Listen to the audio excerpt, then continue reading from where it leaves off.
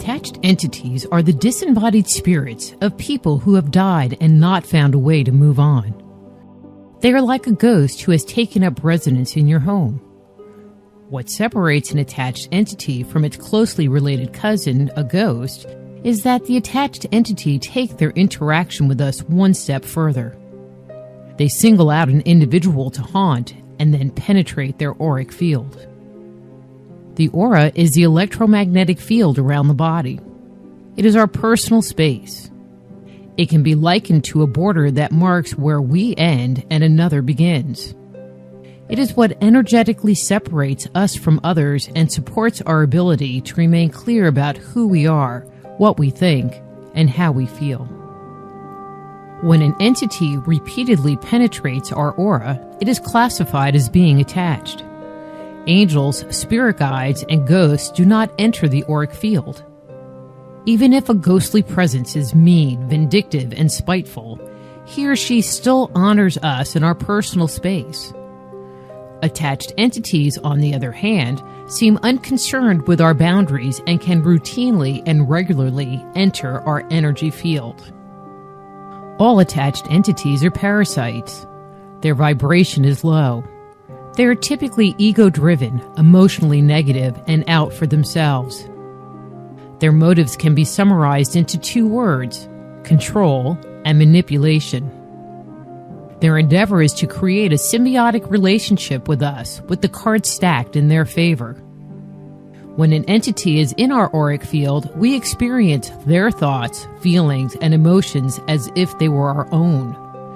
The sufferer often assumes that they are responsible for creating the ongoing patterns of negative thoughts and undesired emotional responses. They are left believing, "This is who I am." Dealing with an attached entity can be like interacting with the power and influence of religious, social, or political cults. The beliefs elicited by a cult may seem wonderful at first, but the reality is all they want from you is your obedience.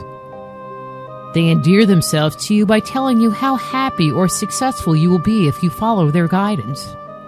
Once their hold over you is complete, they will use coercion, guilt, character assassination, and even intimidation to keep you from leaving their influence.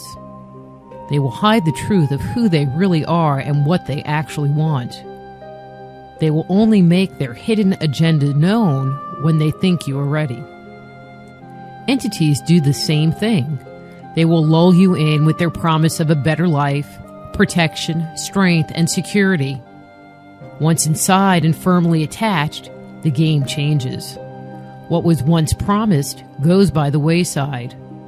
The good, positive, and uplifting thoughts they once provided change to negative ones.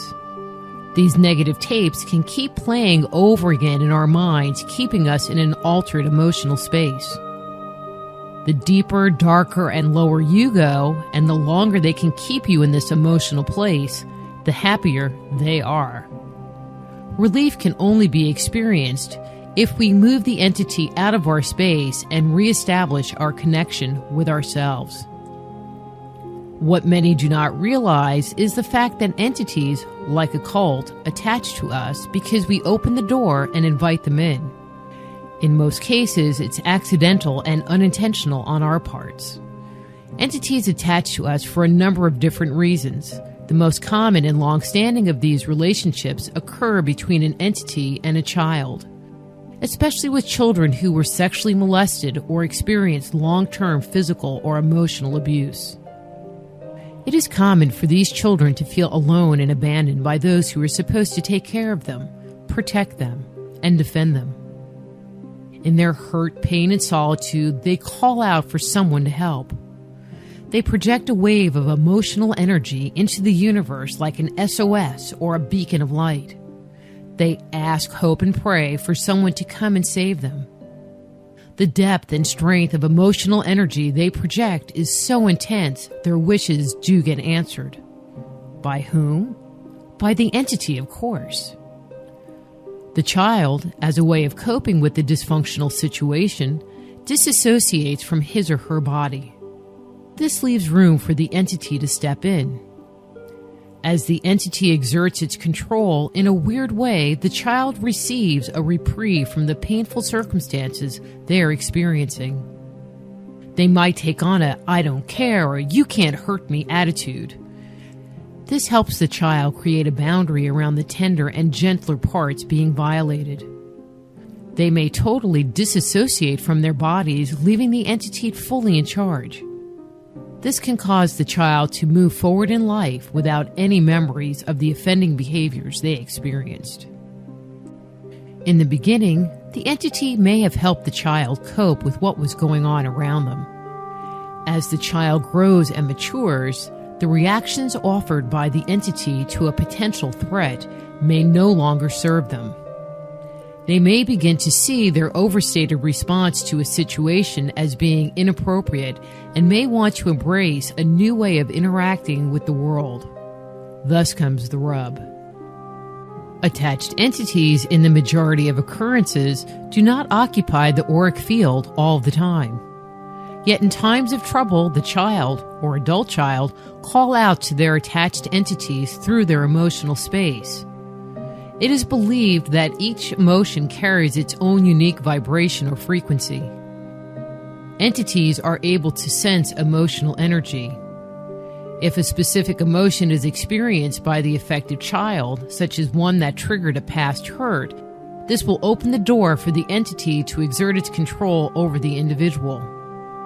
It is as if we have an internal bat phone with one big button on it, or with a direct dial to our entity.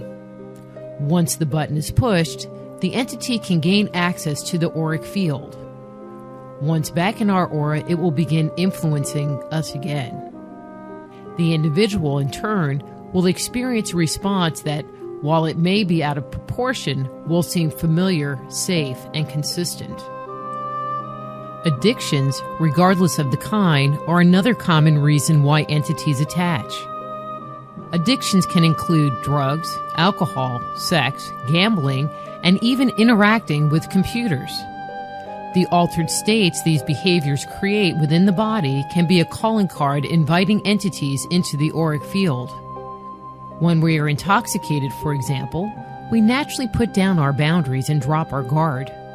This makes it easy for an entity to enter into our auric field. These entities often want to live vicariously through us.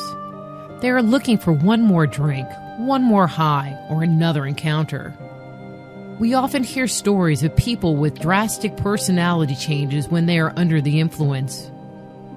When an entity is involved, a nice, clean-cut, calm, and humble man may be instantly transformed into something unrecognizable, a veritable Jekyll and Hyde.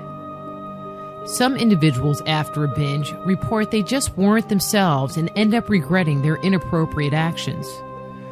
Others have no recollection of what they did or where they were while under an entity's influence. Once the drugs or alcohol wear off, it is difficult for the entity to enter their aura. It is in the entity's best interest to keep them addicted. It will work hard at keeping the object of their compulsion on the victim's mind. The individual may think, or perhaps obsess, about their next opportunity to indulge.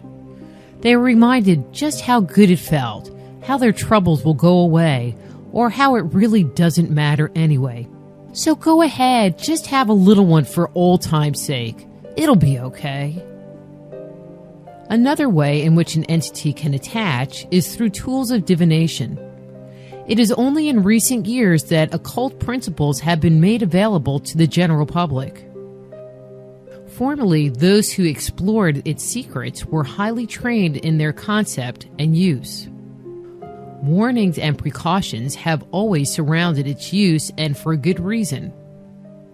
When dabbling with these seemingly benign tools, techniques, and methodologies, a door can be opened, a welcome mat can be put out, and a sign can be posted inviting an entity into our personal space. Ouija boards, for example, fall into this category. Calling spirits to you is the sole purpose of the Ouija board. Popularized in the mid-19th century, Ouija boards are said to allow the user to receive messages from the other side. Strong warnings exist regarding the use of a Ouija board, yet individuals still play with them hoping to receive divine guidance from the spirit world. If done without precaution, you never know what might arrive. This includes negative entities who have an agenda of their own. The use of techniques such as automatic writing or even just calling in our angels and spirit guides can also leave us vulnerable to an entity attachment. It has become popular for people to ask their guides and angels for support and guidance. They are not typically specific about who they are summoning. When their guide does appear, they do not evaluate its energy. They are just happy someone has shown up in response to their request. If, however, you call upon your guides when you are scared, depressed, frightened, or sad, you can accidentally attract a negative entity that can ultimately cause more harm than good. Tales of individuals who end up with an entity attachment through this method are essentially all the same. At first, the communications, insights, and advice the individual receives appear divinely inspired. The good feeling the entity provides tricks the individual into trusting it. Mistakenly, they let down their guard and invite the entity in even further. As time goes on, the entity's messages start to change. What was once helpful, uplifting, and useful now become communications that can provoke fear, intimidation, and control. Some, since they believe this communication is coming from a higher source, may act upon the messages they receive without discriminating their pros and cons. Entity attachment is a very real phenomenon. Thankfully, it is possible to break the agreement between the entity and the individual. Sometimes this process is simple. At other times, the entity is so embedded into our consciousness that removal, although not impossible, can be challenging. Freeing oneself from the grasp and control of an attached entity can be life-altering. It can open the door to a whole new outlook on life and help to create a future that in the past could only have been dreamed of.